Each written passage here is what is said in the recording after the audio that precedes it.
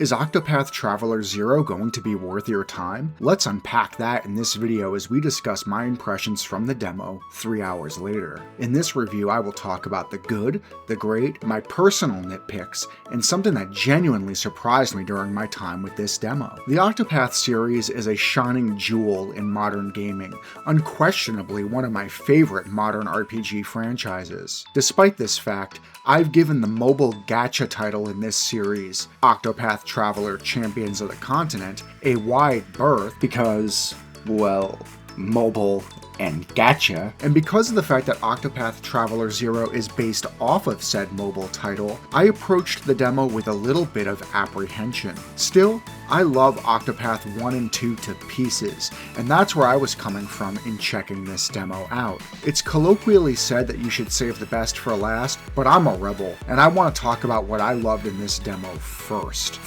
And it should almost go without saying for this series, but the music was excellent. The new and returning tracks alike were positively delightful, and I'd be more than happy to share some of that stuff with you if I didn't have a paralytic fear of Square copyright striking me for so doing. So, instead, trust me bro, the music is great. The boss battle theme especially was just an absolute banger. Okay, you know what? For you guys, I'll share a snippet.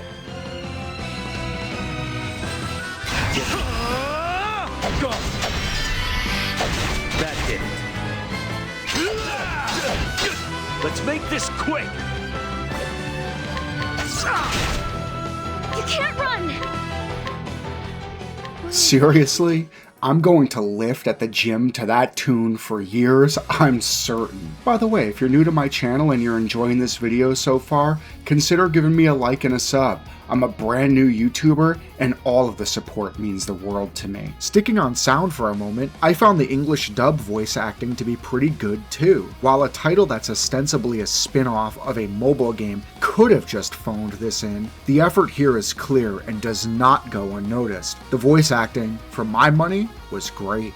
Octopath's combat has always been enjoyable, and my experience with this demo is absolutely no exception. The BP charge and brake systems are back and feel basically the same as they did in Octopath 1 and 2. I could hear an argument saying, what, no changes? No innovation? But for me, there's nothing wrong with not fixing what isn't broken. This system is always fun, a definite highlight of the series, and I had a blast with it in the demo.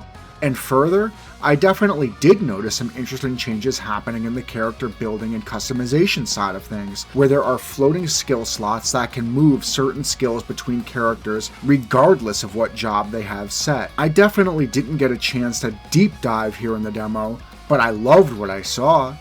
Adding a bit more build flexibility in a game like this just seems excellent, and I'm here for it. Having picked Thief as the main job for my main character after the prologue, I also saw that many of the abilities are different from previous games. I can't speak much more to this point as I didn't get very far or get a chance to deep dive into the other jobs. But for now, I'm intrigued to see what's here. I only had the opportunity to dabble a little bit with the town building, but again, I really liked it. The early stages were fairly on rails, but I'm getting the feeling this system is really going to let you design the town to your liking, and honestly, as the freshest mechanic added here, I'm really looking forward to engaging with this system more on release. Moving on from the stuff I loved, let's talk about the stuff I simply liked next. And let's start with your protagonist. I've heard some other reviewers express discontent that the protagonist is a silent protagonist, or that being a self-insert avatar diminishes the impact of the story and limits the amount of depth that can be explored here. And to be fair,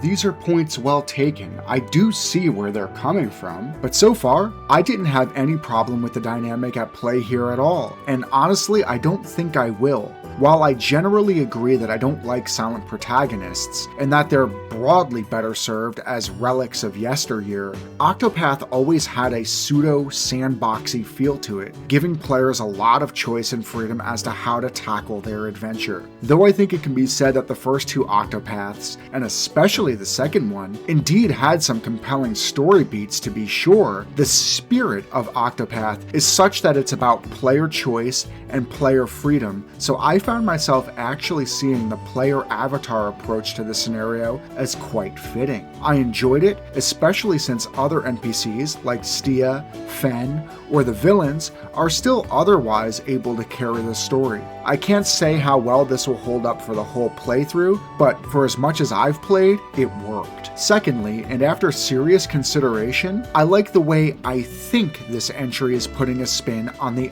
Octo paradigm. The first two games were clear.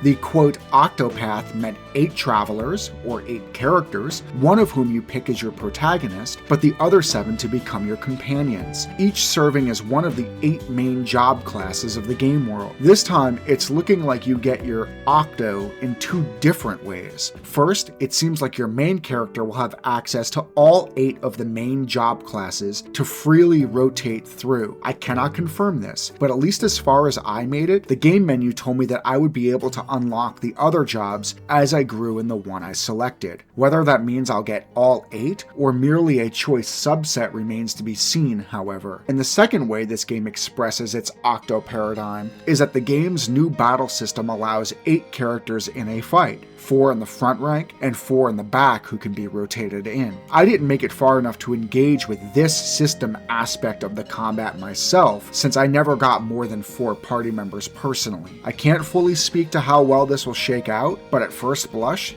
this seems good. For my money, it's aces all the way down on the gameplay and systems based on my early impressions. I also think the story seemed fine. Nothing super novel or riveting, but I think for a game like this, it doesn't need to be. Your childhood friend Stia is really endearing, and I found myself quickly liking her character, as well as Fen and Lorana. And while the villain setup was fairly basic and by the numbers, the scenarios, at least as far as I saw, were nothing super innovative, it was fine. The villains are irredeemably evil, but they're given enough screen time and established well enough to make you hate them and want to hunt them, which appears to be the main story plot of the game. While I play many JRPGs for their story primarily, I am a Trails fan after all. I gravitate to the Octopath games more for exploration, freedom, HD 2D visual style, combat, and vibes. The story hooks are as good as, in my opinion, they need to be. Let's quickly discuss my nitpicks before we wrap this thing up, shall we? I really only have 3 nitpicks to speak of, and 2 of my nitpicks are right in the beginning during character creation. The first was in customization. Considering we're leaning into the sandbox, create your own avatar approach, would it kill a AAA studio like Square to give us a few more options in making our characters? Is this a big deal? Absolutely not. Will it affect my enjoyment of the game? Nope. But if you're going to go in this direction, commit and lean in. Again, I call it a nitpick and not a complaint for a reason. It's not a big deal. What bothered me more was the section where you had to pick 3 starting items. The problem here is that while some, like the consumables and accessories, were clear in what they did and brought to the table, others were entirely opaque, like the key, the letter, and to a degree, the mushroom. On a hunch, I took the power bracer, the key, and the letter. But if those things are easily, or even not so easily, attainable in-game, the nut would be one of the best picks in the lot. I'm a tier list power ranking channel.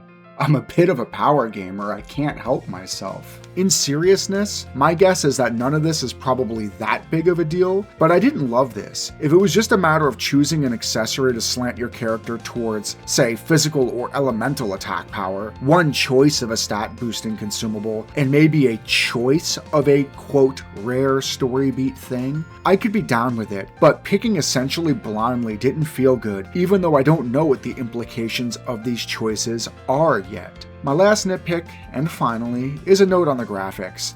I'll always be an HD 2D fanboy here, and never a guy who privileges visuals over pretty much anything else. But it does need to be said that so far, the visuals here do not measure up to the jaw-dropping gorgeousness of Octopath 2. For me, this can only ever be a nitpick though. The game still looks more than charming enough, but I did notice it going through. The verdict here is simple.